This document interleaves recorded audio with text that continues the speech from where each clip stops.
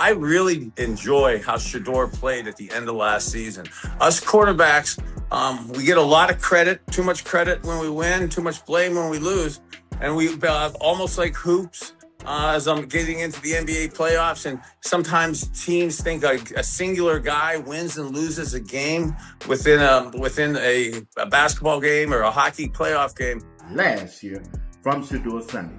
I'm telling you, Shedeur went out there and listen, he went out there and dominated.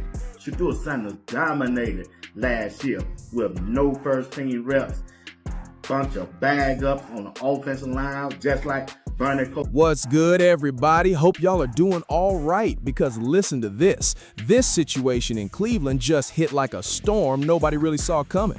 Bernie Kosar is no longer staying quiet, and now he's basically sounding an alarm about Shedeur Sanders and what he believes is happening inside the Cleveland Browns organization. And hold up, the way he's talking has fans completely split down the middle, because some people feel like this is a serious warning, while others think it's being blown way out of proportion. Either way, the pressure around Cleveland is starting to build fast, and this whole situation feels like it's getting bigger by the day. Now, the real question is this: are the Cleveland Browns about to ignore Bernie Kosar's warning and risk making a major mistake with Shedeur Sanders, or is this just another wave of overhyped drama? Stick around, because the deeper you go into this, the more complicated it starts to look. Kosar is pointing out something that a lot of people in football don't really say out loud. The quarterback always becomes the face of everything. When the team wins, he's the hero. When things fall apart, he's the one carrying all the blame. That's just how the system works, whether people like it or not. But here's where it gets more interesting. Kosar is basically breaking down that football is never really a one-man game, even though the quarterback gets treated like it is. One player gets all the spotlight, all the praise, and all the criticism, while the reality is that the entire team shapes the outcome. And when you start looking at Shedeur Sanders through that lens, the story changes a bit. Last season, he wasn't walking into a perfect situation. No consistent first-team reps, no clean setup, no ideal protection, and still, he was stepping in and trying to make things work with what he had. And that's the part Kosar is highlighting. Despite the conditions, Shedeur was still finding ways to control moments, move the offense forward, and show flashes of real command under pressure. Not excuses, not hype, just production in a tough situation. And now people are starting to say the Browns might have missed the real picture while only focusing on the surface level stats and circumstances. Because if what Kosar is saying holds weight, then Cleveland might be sitting on a decision that could come back to haunt them later. A quarterback showing composure and ability in unstable conditions usually tells you more than numbers ever will. It's about poise, control, and real-time decision-making when everything around you isn't perfect. And that's why this conversation isn't calm anymore. It's turning into real pressure on the Browns organization to get this right before it's too late. The way they look at some of us quarterbacks and stuff in the NFL. But I really believe we are victims or beneficiaries of the guys around us. And I'm not trying to be mean or get in trouble in the spirit of levity, but we were very void of talent with the Browns on offense last year. So for Shedeur to come in as a rook and with a really limited talented roster around him offensively, he certainly made plays. So he deserves to be in this mix, and I wouldn't be surprised to see Shedeur get this opportunity. Bernie Kosar is saying something that really cuts straight to the heart of how the NFL actually works, and a lot of fans don't even want to admit. Bernie Kosar is saying something that really cuts straight to the heart of how the NFL actually works, and a lot of fans don't even want to admit it. Quarterbacks are always treated like they're out there completely alone. Win and they get all the praise, lose and they get all the blame. But Kosar is flipping that whole idea upside down, and holding up what he's saying actually makes a lot of sense when you break it down. A quarterback is only as strong as the situation around him. The line, the weapons, the coaching, all of it matters way more than people like to admit. And when you apply that thinking to Shedeur Sanders, the entire conversation starts shifting fast. Because last season, he wasn't stepping into some perfect NFL-ready setup. He was dealing with missing pieces, inconsistent support, limited help around him, and still somehow finding ways to make plays happen. And this is where the criticism starts to look a little shaky, because people talk like he had everything lined up perfectly and still couldn't perform. But that's not the reality Kosar is pointing to. According to Kosar, the offense itself wasn't strong, wasn't balanced, and definitely wasn't loaded with top-tier talent in key positions. That's just the truth of the situation. And in environments like that, most young quarterbacks don't survive mentally. They start doubting, they start hesitating, and everything falls apart. But Shedeur didn't completely fold under that pressure. He stayed in it, kept competing, and still created moments even when the structure around him wasn't stable. That's not hype. That's actual performance under difficult conditions. Now here's where Kosar takes it even further, and this is the part that's really sparking debate. He's basically saying Shedeur deserves to be in the conversation right now, not years from now, not eventually, but immediately. And he even suggests the Browns might have to consider giving him a real opportunity sooner rather than later. And that's a heavy statement coming from someone who knows this franchise inside and out. So now the pressure flips back on the critics, because if a young quarterback can step into a struggling situation and still show flashes, then what exactly are people really complaining about? That's why this conversation is heating. The argument against him is starting to look weaker the more you actually break it down.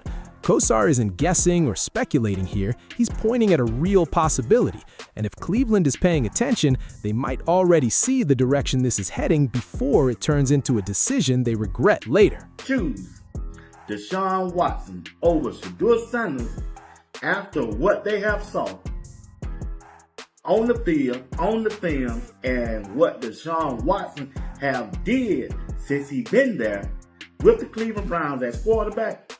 Look here. The Cleveland Browns just gonna Cleveland Browns. The Cleveland Browns just gonna continue to be the Cleveland Browns. The quarterback that gives them a better chance of winning is Shedeur Sanders. The fan base want to see it. Listen, some of the former players, they want to see it too. And I know Todd Monkey is on record saying the players on the team will determine who will be QB1. If that's the case, Shedeur Sanders will be QB1. Now, let's look at the AFC North with the teams that are in there. Pittsburgh Steelers, Cincinnati Bengals, and the Baltimore Ravens along with the Cleveland Browns.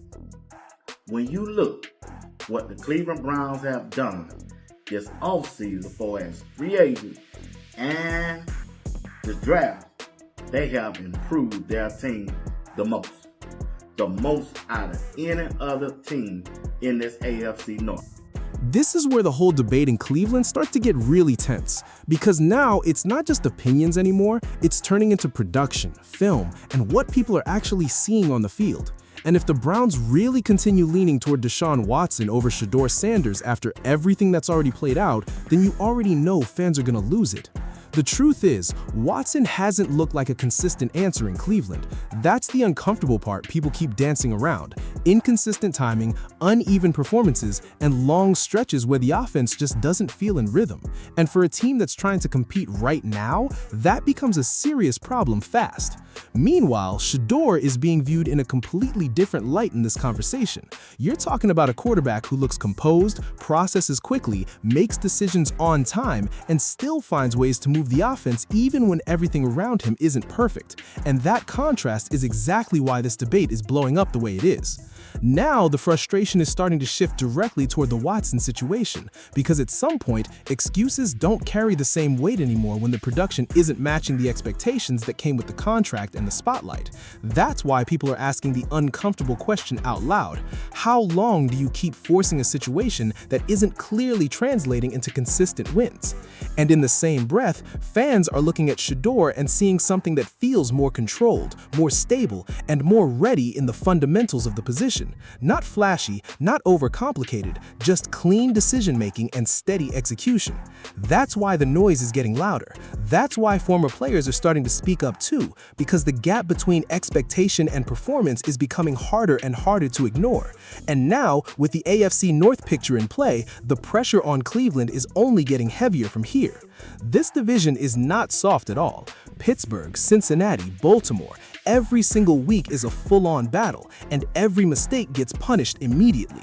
So the Browns cannot afford any confusion at the quarterback position. They need stability, they need composure, and they need someone who can handle pressure without everything falling apart. And that's exactly where Shedeur Sanders starts getting pushed into the spotlight as the more stable-looking option at this moment.